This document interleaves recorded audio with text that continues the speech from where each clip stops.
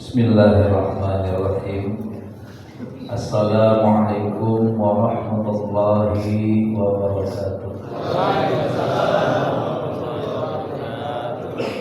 Pembukaannya ikut Ibu Syekh. Di hadapan para ahli silsilah Thariqah Qadiriyah Naqsabandiyah, wabil khusus Sayyidina wa Murabbil Arwahina Sultan Aulia fi hadzal zaman Syekh Maulana Syekh Muhammad Abdul Qasim Masdul Qadasallahu sirrahu yanba'una bi asrarihim wa anwarihim wa ulumihim wa nafahatihim wa barakatihim fid dini wa dunya wal akhirah. Al-Fatihah.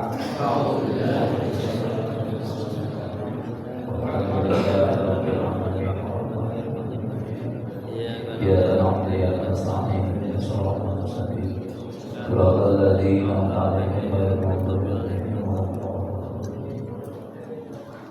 Yang sama-sama kita muliakan para wakil talqin Bapak Satu Agung Al-Mukarram Muhtaram Profesor Dr.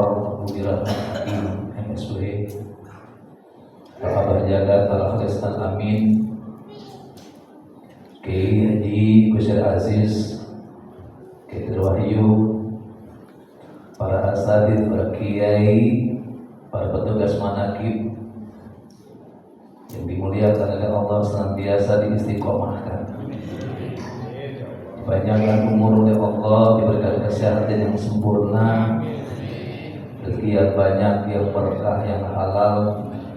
Wabil khusus pemangku manaqib Al-Mukarram Muhtaram Bapak Haji Burni beserta pengurus Masjid Al-Huda, para ikhwan dan akhwat, berkah segalanya semuanya selamanya. Al-Fatihah.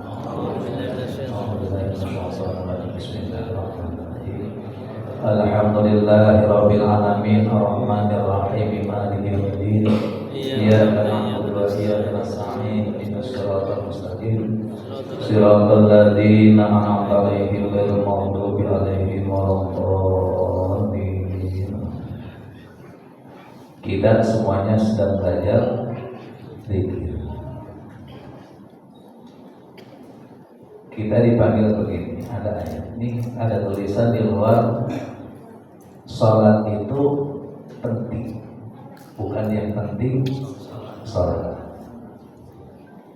Zikir itu penting, bukan yang penting zikir.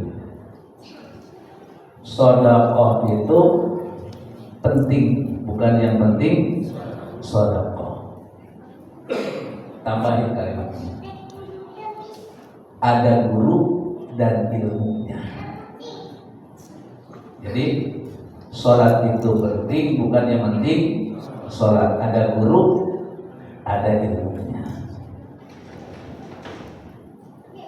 Kita dipanggil, ya ayyuhalladzina amanu la taqrabus sholat wa antum sukara hatta ta'lamu ma taqulun. Hai orang-orang yang beriman, yang di dalam hatinya ada cahaya iman, yang di dalam hatinya ada keyakinan kepada Allah, jangan mendekati sholat. Dekat-dekat sholat tidak boleh. Mendekati sholat tidak boleh. Kenapa? Wa antum sukaro, kamu dalam keadaan mabuk. Jadi orang mabuk gak boleh mendekati sholat, apalagi sholat. Mendekati saja tidak boleh. Coba, mabuk itu apa sih? Hilang akal, hilang ingat, hilang ingatan. Itu mabuk, hilang akal, hilang ingatan. Coba. Karena apa? Kalau pendapat umum dalam syariat, mabok itu karena mengonsumsi sejenis minuman keras yang memabukkan. Ada yang jenisnya cair, ada yang jenisnya padat, ada yang pakai uap. Narkoba itu mabok. Itu secara syariat. Anak kecil juga udah tahu. Tapi yang dimaksud di sini adalah hilang akalnya ketika mengatakan wajah tu wajhiyah lillazi fataras samawati wal arda hanifan musliman wa ma ana minal musyrikin.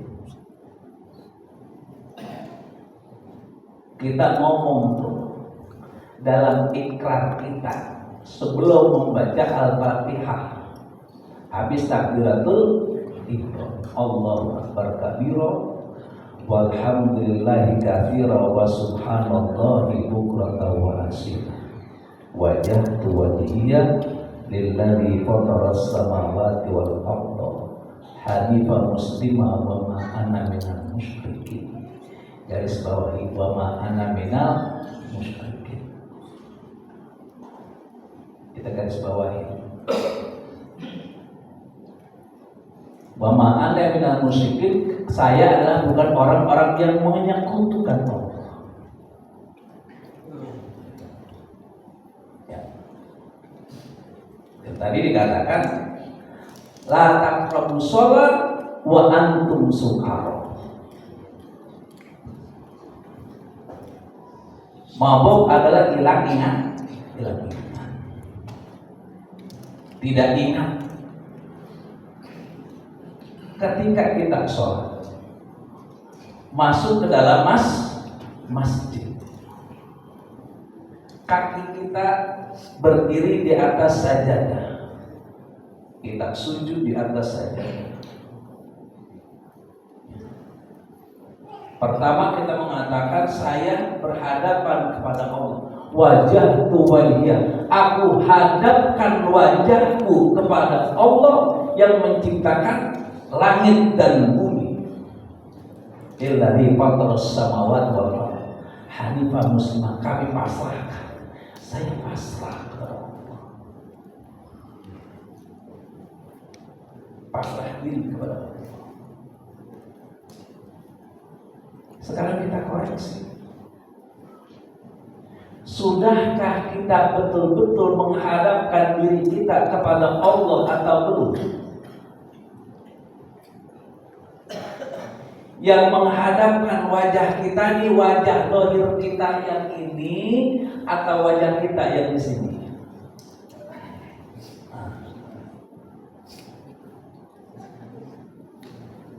Kenapa orang sholat ketika wajahnya berpaling, nengok misalnya, tidak membatalkan sholat?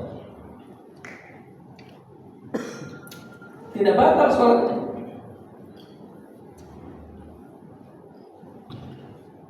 Tapi ketika qalbunya berbelok dari Allah, maka sholatnya batal. Sudah selesai baca at-tahiyat, bahkan sampai masih dajjal, ketika mengucapkan assalamualaikum warahmatullah, dadanya berpaling, batal sholatnya. Sebab menghadap Allah bukan dengan wajah yang ini, tapi wajah yang ini. Sukarok di sini yang dimaksud adalah apa? Tauhid.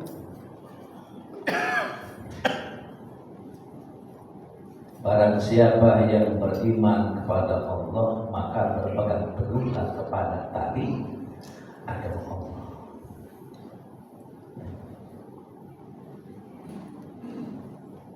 Tahu tali agamanya Allah?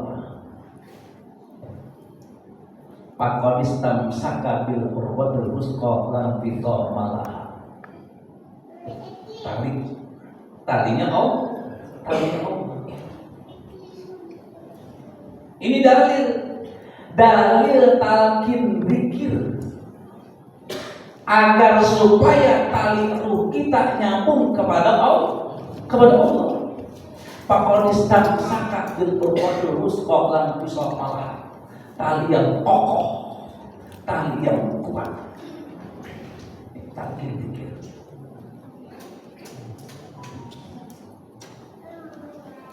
Konsekuensinya apa? Pamayakul tauhid.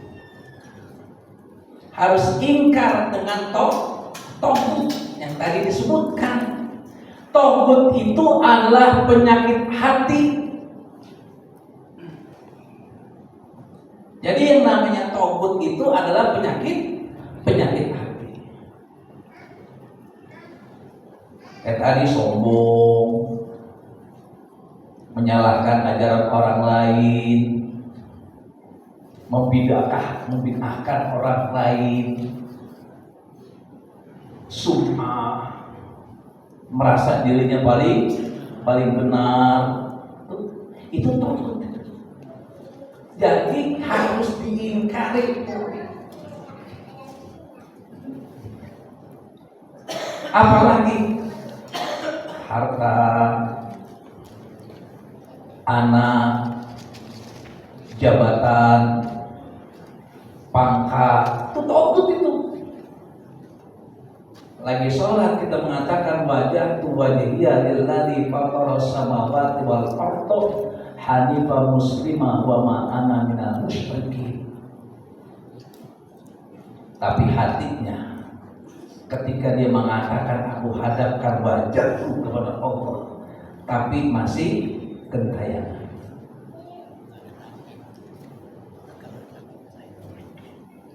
Diterima nggak kira-kira sholatnya? Hatinya gentayangan, diterima nggak sholatnya? Wa makana sholatuhum indal baiti illa muka'an wa tasbiyah.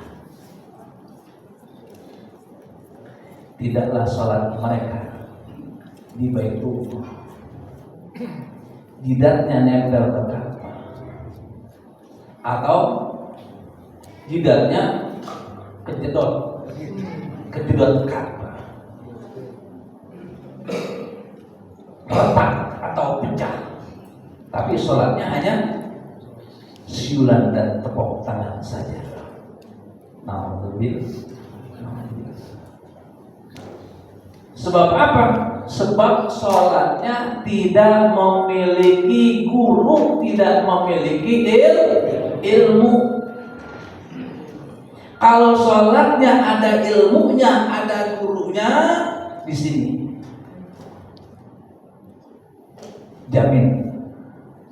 dijamin sholatnya diterima, bukan hanya sekedar sah.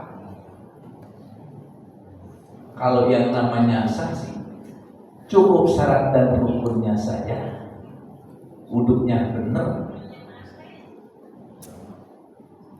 sudah takbiratul ihram, baca al-fatihah, baca at-tahiyat, baca sholawat, salam, tertib, selesai.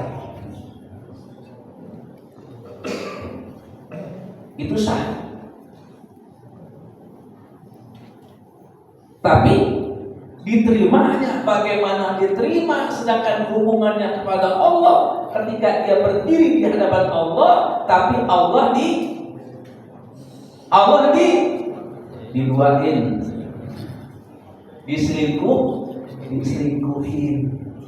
diselingkuhin dengan apa? Dengan hartanya, dengan keluarganya, dengan jabatannya.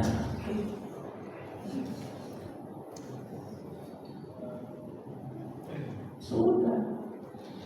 Aqimus shalah lidzikri. Dirikanlah sholat untuk mengingatku. Sholat itu bukan peragaan olahraga, berdiri, ruku, sujud, gini lagi, bukan. Tapi sesungguhnya sholat itu engkau sedang berhadapan dengan Allah Azza wa Jalla. Jadi harus fokus. Tidak akan bisa fokus, tidak akan bisa khusyuk kita di dalam sholat kalau tidak ada yang membimbing, kalau nggak ada talinya. Karena yang menghubungkan kita dengan Allah adalah tali apa? Tali ruh. Tali ruh tidak akan bisa didapatkan oleh setiap manusia, baik dia muslim maupun mukmin, kalau belum mendapatkan guru pembimbing, guru akhirat. Jadi ada guru akhirat, ada guru dunia. Kalau guru dunia mengajarkan kita secara kontekstual saja, melalui buku, dibicarakan, diterangkan, tapi tidak dipraktekkan. Sedangkan guru akhirat itu mengajarkan kita dengan praktek. Bagaimana cara ruh kita berhubungan kepada Allah? Bagaimana supaya kita diingat oleh Allah? In tadkurni adkurkum, kan gitu kan ya? Kalau engkau mengingatku, aku akan mengingat kalian. Jadi kalau engkau sebut namaku, aku sebut namamu. Berarti dengan zikir. Ketika sholat bukan hanya sekedar bibir saja, tapi qalbunya. Nah, ini yang menghubungkan diri seseorang kepada Tuhannya, kepada Allah Azza wa Jalla. Ini dia.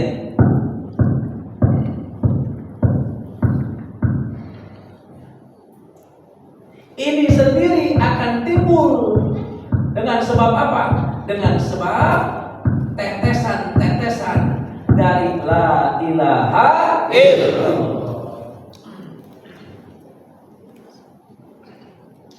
Jadi kalau kita zikir la ilaha illallah, la ilaha illallah, kalau kita harus begitu.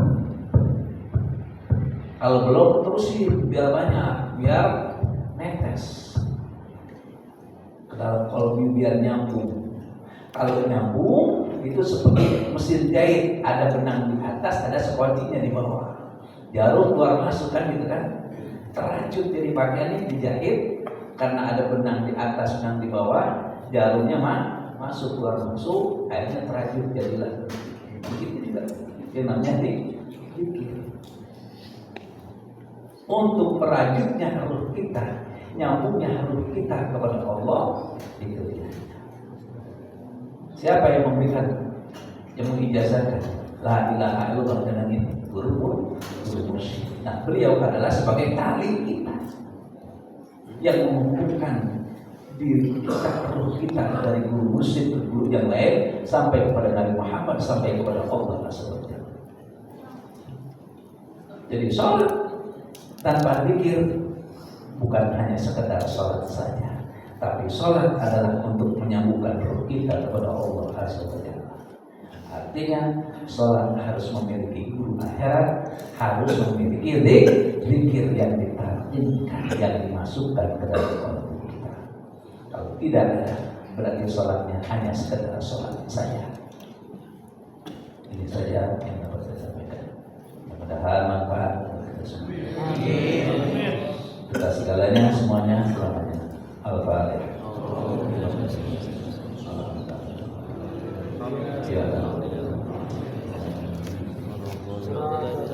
Waalaikumsalam warahmatullahi wabarakatuh.